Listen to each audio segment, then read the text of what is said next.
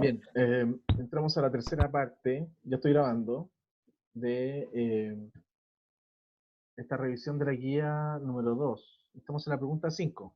Le estaba dando el ejemplo recién de cómo responder esta pregunta de la manera más, más perfecta posible. La idea de esta pregunta es que ustedes vayan indicando en qué parte los filósofos que conocen, o filósofas que conocen, han usado estos elementos, ¿ya? Por eso las traje a esta hoja de Word, para poder escribir aquí encima, ¿ya? Porque, como les decía antes, lo voy a escribir. Butler afirma que el género es una construcción de, a partir de actos y deseos que se naturalizan, ya. Pongámoslo así, naturalizan. No es en el concepto específico, pero es solo un ejemplo. Perdón, este planteamiento va aquí en descubrir supuestos. Butler descubre este supuesto. Entonces, ¿cómo lo justifico? Esta filósofa descubre que el género es un elemento fundamental de la identidad humana. Por tanto, si es conducido hacia cierto sentido, lo notará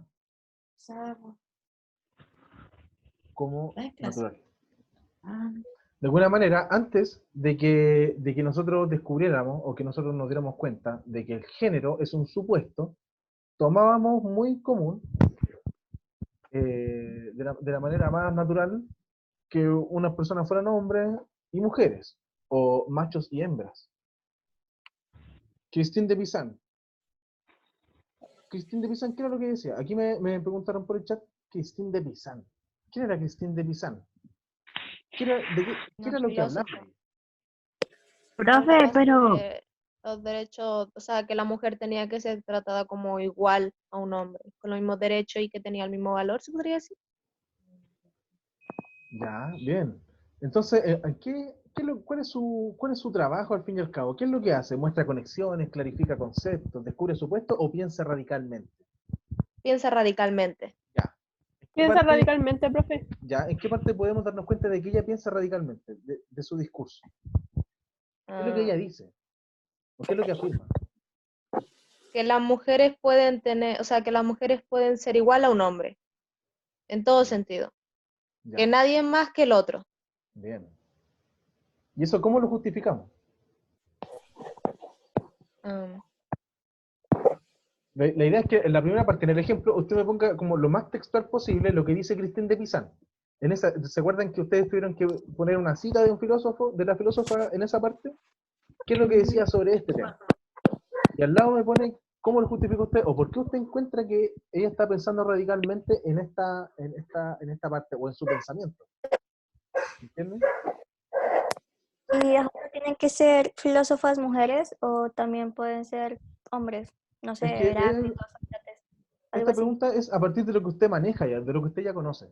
¿Ya? Si Ya. usted estudia a una filósofa, lo puede hacer con eso. Si usted quiere estudiar a otro filósofo o buscar otra información de otro filósofo o de algún filósofo que a usted le interese, también lo puede hacer. Profe, y en cada cuadrito se ponen ejemplos de diferentes mujeres, o una mujer para todos esos elementos claves, cualquiera. Pero el ejemplo tiene que estar en concordancia con la justificación. Entonces puede usar en cada uno de los elementos un filósofo distinto o filósofa distinta, no tengo ningún problema, pero que la relación entre la justificación y el ejemplo sea clara y esté correcta, ¿ya? Y que también tenga relación con el elemento.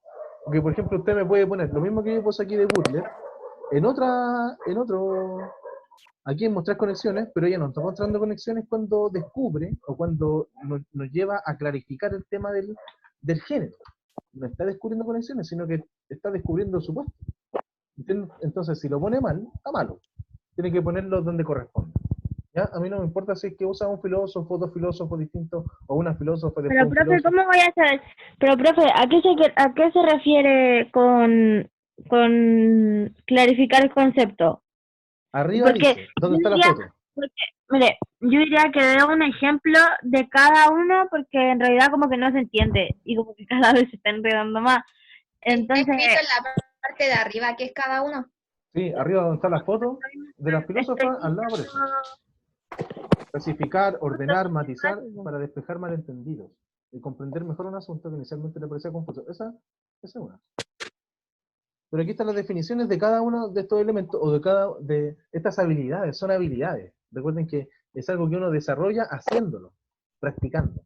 ¿Me entiendes? Entonces, por eso son actitudes, cosas que hace el filósofo. ¿Ya?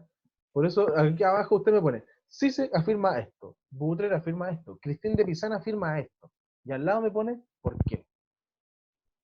¿Ya? ¿Necesitan otro ejemplo? ¿Pueden ponerme ejemplo? Es que no está bien redactado. Pero puede usar a Butler para responder.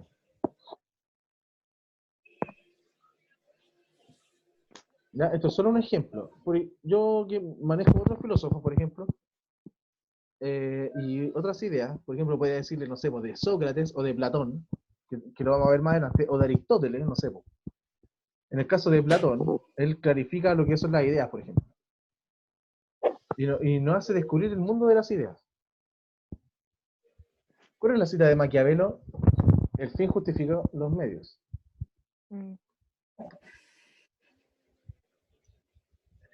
Entonces, si decimos que la cita de Maquiavelo es que el fin justifica los medios, ¿en cuál de los elementos podrá ir esa cita?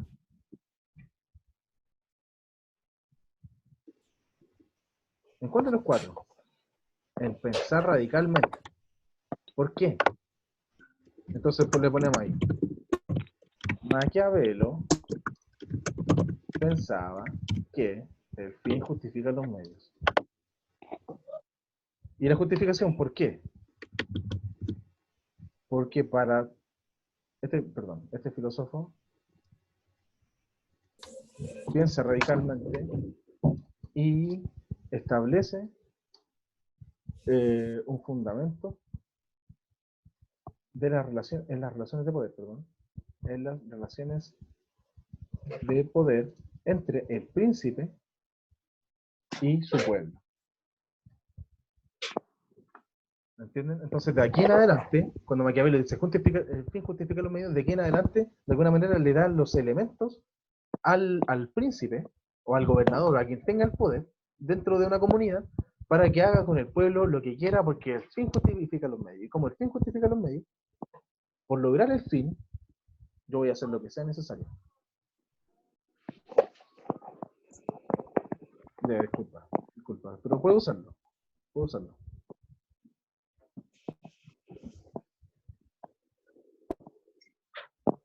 Pero de eso se trata. ¿Entienden? Esta última pregunta es sobre eso.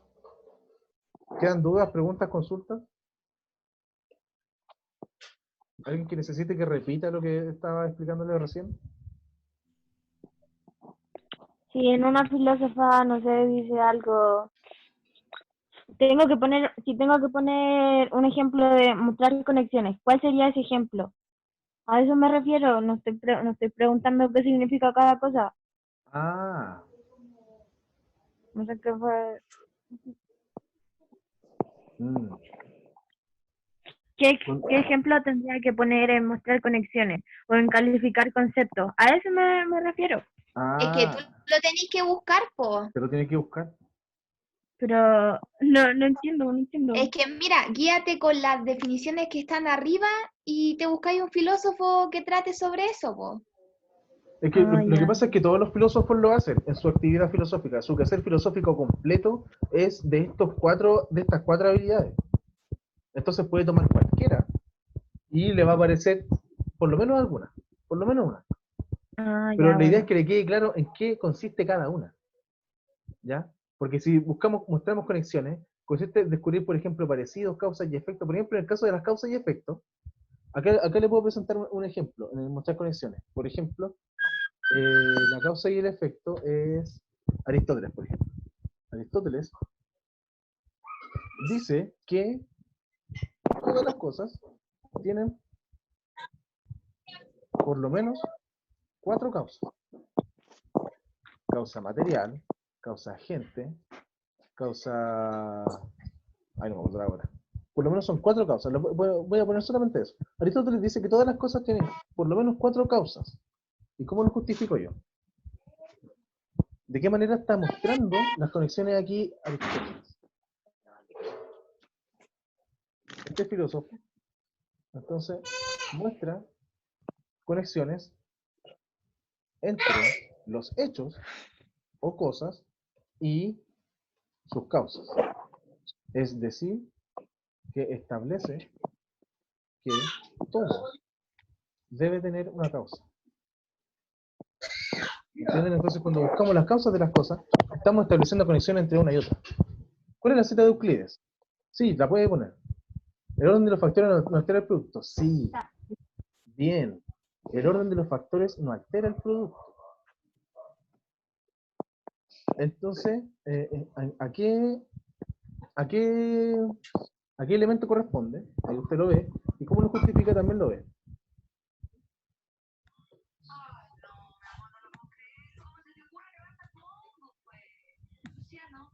Cuando usted lo justifica, intente justificar el por qué esta cita que usted está usando, o este planteamiento del filósofo que usted está usando, corresponde con el elemento en el que lo está encasillando. ¿Me entiende? No que justifique la cita, sino que justifique el por qué esa cita va ahí. ¿Me entiende? De eso se trata esta pregunta.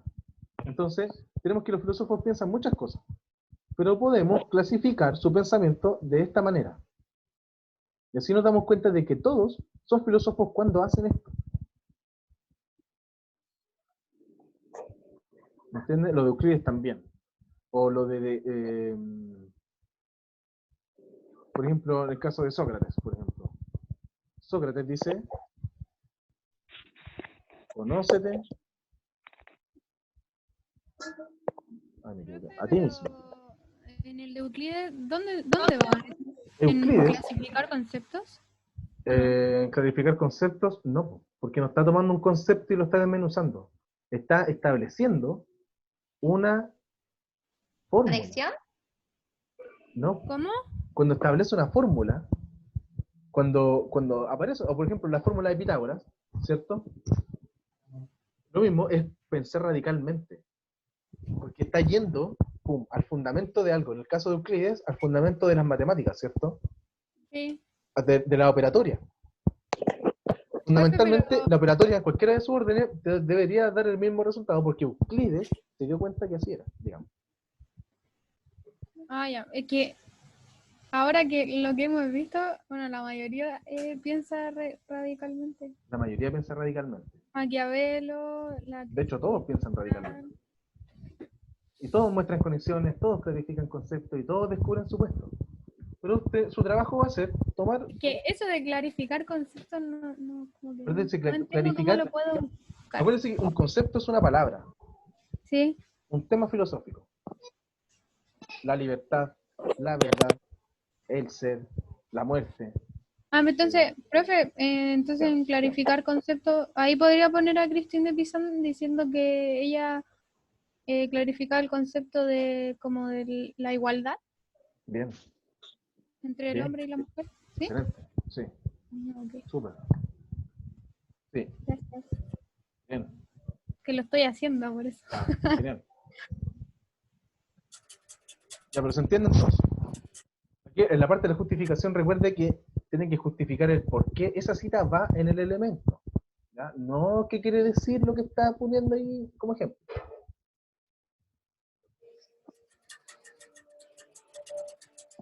¿Ya? Quiero saber si quedan dudas, consultas, preguntas.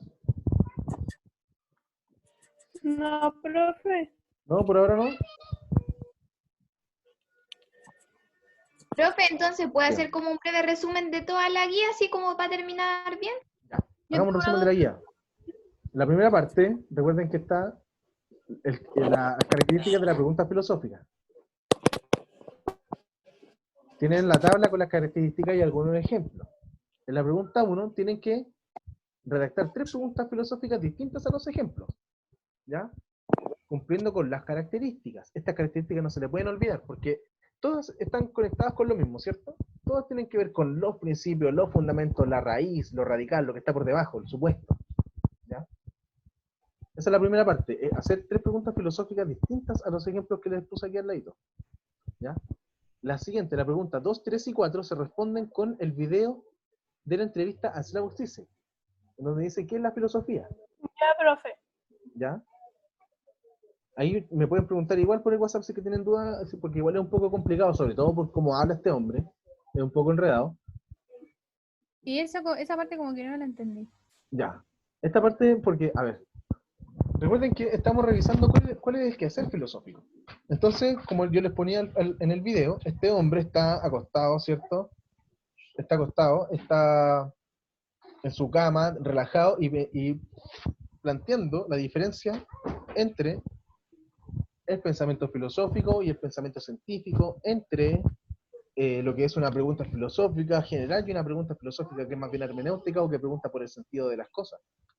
Entonces, dice a grandes rasgos, se las voy a ver, no, ya no lo tengo. Dice a grandes rasgos que, primero, en la pregunta 2, ¿qué es lo que piensa Zizek sobre lo que piensan algunas personas entre la filosofía y el pensamiento científico? El filósofo dice que el pensamiento científico se ocupa de los problemas reales. En cambio, la filosofía anda por allá en ideas metafísicas o ideas locas, buscando una verdad absoluta que no se puede encontrar. Eso es lo que piensa la mayoría de la gente, antes de estudiar filosofía o cuando opinan solamente. Recuerden que en la primera guía vimos la diferencia entre la opinión por opinar y la admisión de la ignorancia. Que lo primero, o sea, dice que la ciencia se enfoca en las soluciones como reales. Claro. Ay, Claro. Pero en cambio, tienen que ponerme ahí, en cambio, tiene que hacer esa diferencia. La ciencia se ocupa de esto, en cambio la filosofía se ocupa de esto otro, según la opinión de las personas. Y ya, la siguiente pregunta. ¿Qué diferencia puede encontrar entre las preguntas de este tipo, si somos libres o no, o preguntas del otro tipo, qué significa ser libres? Recuerden, y le he dado harta vuelta a esta diferencia, porque unas son preguntas filosóficas, las dos son preguntas filosóficas, pero Una es una más- más bien es más general, dígame. Una más bien general. Tiene muy pocos conceptos, muy pocas palabras de dónde tomarse para tener alguna idea de qué es lo que está preguntando realmente. La pregunta, ¿somos libres o no? Es una pregunta filosófica muy profunda, pero a simple vista parece incluso simple. Parece es filosófica, es profunda, pero también parece simple. Pero la otra pregunta, ¿qué significa ser libre? Pareciera que apuntara a algo más específico, que le otorga sentido a la pregunta, o que le otorga sentido al tema filosófico, al concepto filosófico que está dentro de la pregunta. Entonces, en este ejemplo, el mismo concepto, el tema de la libertad, el concepto de libertad aparece en las dos preguntas, pero en una aparece de una manera más general, preguntando por qué es ser libre, o si somos libres o no, y en la otra pregunta por el sentido o por el significado de la libertad. Y ustedes tienen que encontrar la diferencia a nivel de forma. Esta tiene una forma más, no sé, pues más amplia, es más larga de escribir primero, esa es la gran diferencia, primero, una de las grandes diferencias que pueden encontrar, y además que busca preguntarse por el sentido de las cosas. Y preguntarse por el sentido de las cosas es una pregunta más específica, o más directa, que va al grano incluso. Porque realmente me permite saber algo. En cambio la otra me deja como con un espasmo mental, así como que, ¿qué es el libre? ¿Qué es la libertad? ¡Wow! Y ahí quedo. Y cualquier respuesta puede ser buena. ¿Me entienden? Como ambas son preguntas filosóficas, nos dan respuestas posibles, ¿cierto? Como decíamos al final, ¿cierto? Muchas respuestas. pero quizás no sean tan profundas o quizás tampoco me respondan lo que realmente quiero saber. Entonces, esa es la gran diferencia entre las preguntas hermenéuticas o las preguntas por el sentido, o por la interpretación que yo le hago. Aquí en el encabezado de la pregunta, les pongo que son problemas sobre la interpretación. Esa pregunta sobre la interpretación de las cosas o la interpretación de la realidad también puede ser una pregunta muy filosófica y también les puede servir. Por ejemplo, yo puedo preguntar, ¿qué es interpretar? Y como una pregunta filosófica general. En cambio, una pregunta hermenéutica puede ser, ¿qué sentido tiene interpretar las palabras de otra persona? Y ahí me puede ir en otra, ¿me entienden? Y es otra respuesta, pero que de alguna manera me entrega más información. Me entrega más información porque la pregunta está bien hecha. Esta es la 4, ¿cierto? Hacer preguntas de un tipo y de otro. Recuerden que en el número 1 y 3, ustedes ponen una pregunta filosófica general, con un concepto filosófico, ¿cierto? Armado con esta forma más general, ¿cierto? ¿Qué es la libertad? ¿Qué es la verdad? De ese tipo. Y al lado, en las columnas 2 y 4, aquí, me ponen esta conversión, de alguna manera, al sentido que tiene. O al sentido que puede tener algo. ¿Me entiendes? Entonces, la 2 y la 4 como que nace de la pregunta anterior que hicimos. Claro. Ya. Entonces hace la pregunta en la 1 con un tema filosófico y en la 2 usa el mismo tema filosófico pero le da un giro por el sentido de ese mismo tema. Tiene que ser como algo más específico. Que pregunte por el sentido, claro, más específico.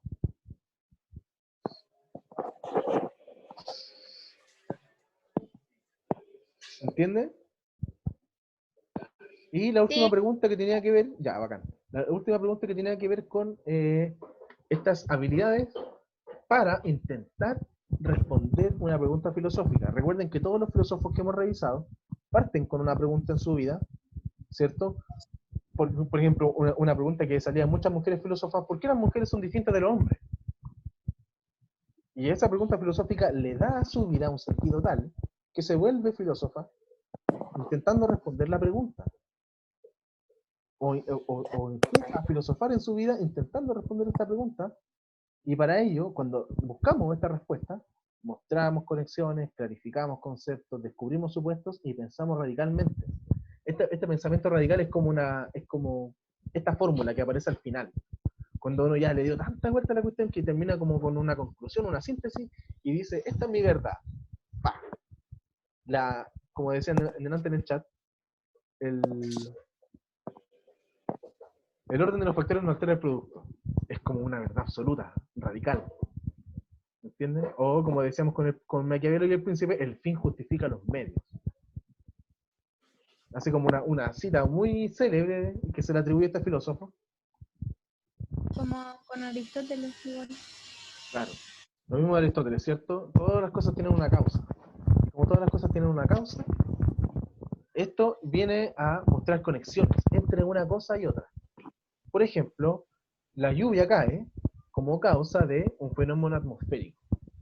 Entonces yo tomo, por ejemplo, el fenómeno atmosférico y la lluvia por separado. Los tomo por separado y por separado son cosas distintas. Pero cuando yo establezco que una es causa de la otra, establecí la relación y la conecté. ¿Se entiende?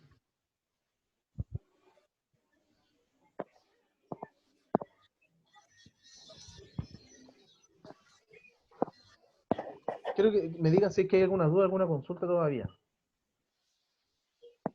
¿Hay dudas, consultas, preguntas? Sí, Dígame. que lo último que me quedó claro, eso de del descubrir supuestos, significa poner en manifiesto lo que está implícito. Sí. ¿Qué pasa con esta parte? Descubrir supuestos. Es lo mismo que decíamos al principio, ¿cierto? Es parte de una de las características fundamentales de la filosofía y del filosofar. Saber cuando estamos frente a lo superficial y saber cuando estamos frente a algo que es más profundo.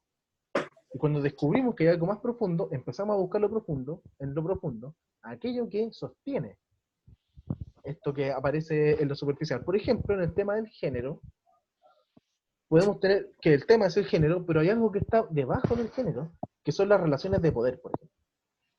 Entonces las relaciones de poder aparecen por debajo y sustentan las perspectivas que nosotros tenemos del género, y gracias a eso nosotros afirmamos, por ejemplo, que los hombres tienen que trabajar y que las mujeres tienen que estar en la casa, por ejemplo, como una afirmación muy hecha a la liviana, pero que tiene por debajo un supuesto, y que tiene que ver con que la complexión física, no sé, por las características psicológicas de un género y otro son distintos y se amoldan a tareas distintas. Por tanto, tienen que trabajar separados. Era como lo que decía Butler ¿Cómo? sobre el género, Sobre el género, claro. que ¿Cierto? decía la filósofa.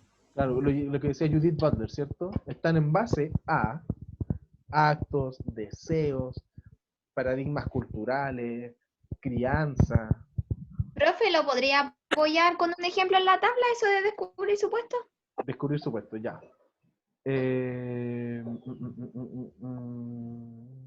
Voy a poner un supuesto de Nietzsche, voy a usar Nietzsche.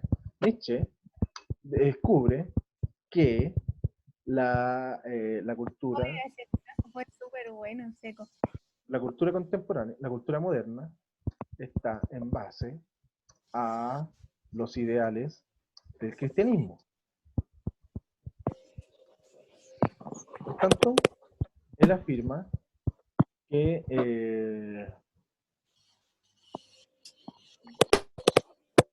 la idea de Dios debe ser erradicada para que el hombre se supere a sí mismo. Esto es lo que llama, me quedan 10 minutos, esto es lo que llama superhombre. Entonces, ¿de qué manera él descubre el supuesto? Tendría que poner más cosas aquí para explicarlo. Voy a ponerlo igual. Para él, la moral cristiana enseña que los más débiles deben ser los protegidos de Dios. Los bienaventurados. Y los poderosos quedan como malos frente a ellos. De esta manera se reconfiguran los valores de bueno y malo tal como los entendía la sociedad hasta esa época. ¿Qué es lo que quiero decir con esto? ¿Cómo lo justifico? Nietzsche descubre que el cristianismo entrega un supuesto para la definición de bueno y malo basada en la Biblia, en la Biblia o escritura, ¿cierto? Ujú. Y él con toda su filosofía, él viene a quitar esta idea. Entonces él dice que, por un lado, la moral cristiana nos enseña que los débiles, ¿cierto? Los pobres de corazón van a ser los que van a heredar el reino de los cielos de alguna manera. Entonces ellos son los elegidos de Dios. ¿Qué es lo que trae como consecuencia de ello? Las consecuencias son que a aquellos que tienen el poder, los poderosos, los llamamos malos. Los llamamos malos. Ellos son los malos. Los humildes son los buenos. Entonces, ¿qué es lo que trae esto como consecuencia?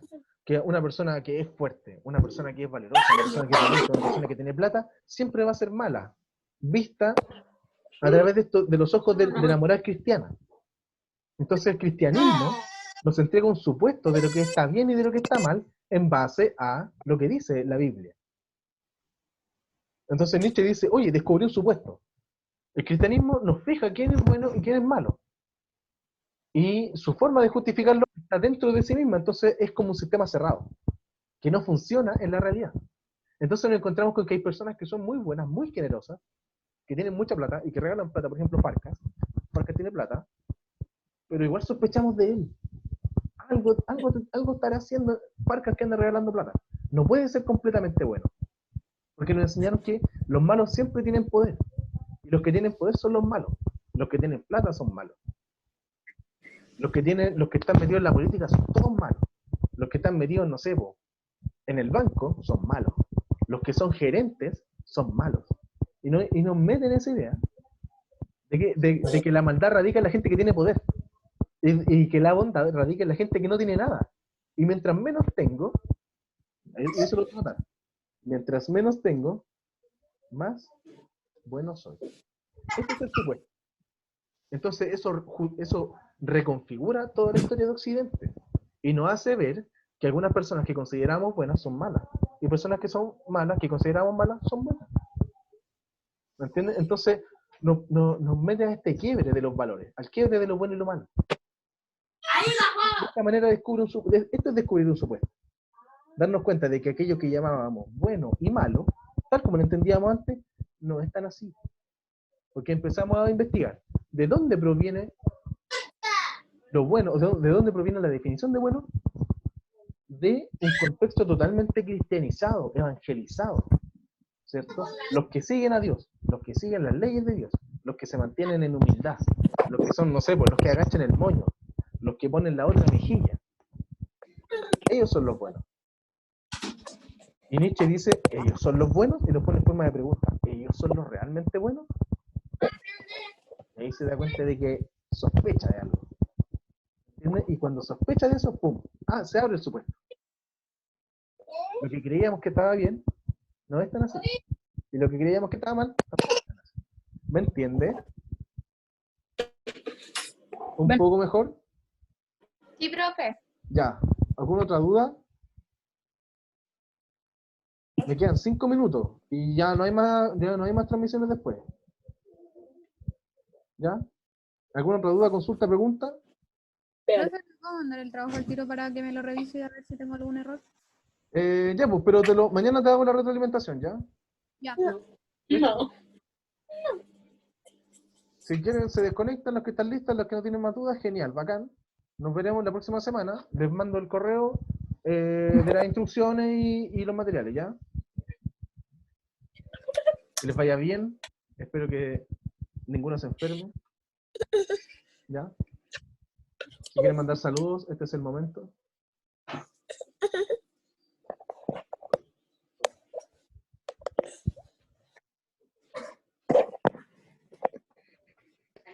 Profe, cuando usted sube estos videos a YouTube, ¿le pone un nombre en específico?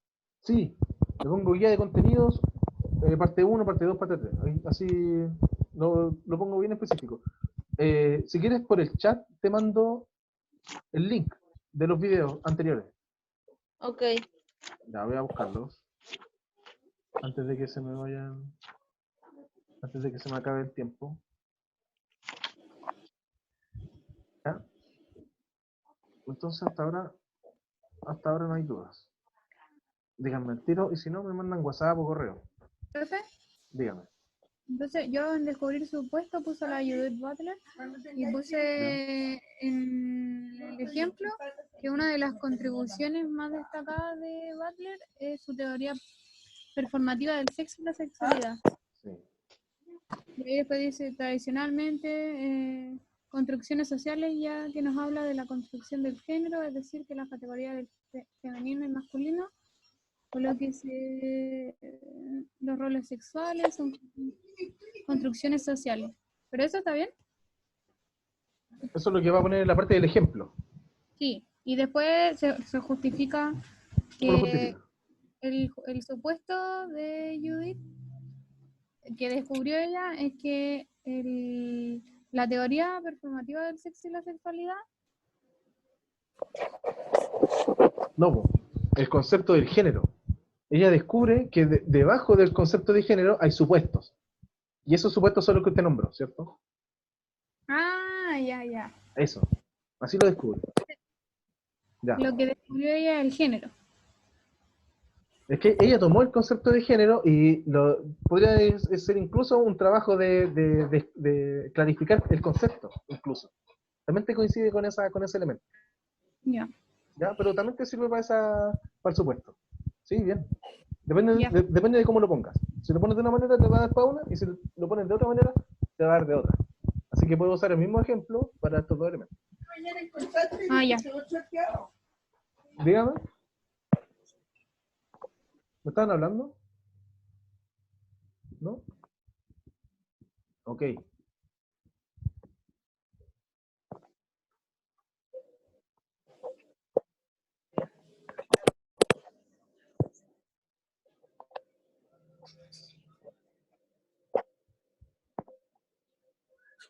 Ya. Que les vaya bien. Lo voy a cortar ahora. Voy a subir los videos antes de desconectarme completamente. Así que adiós. Ya. Chao, Gracias. profe. Chao, chao. Cuídense.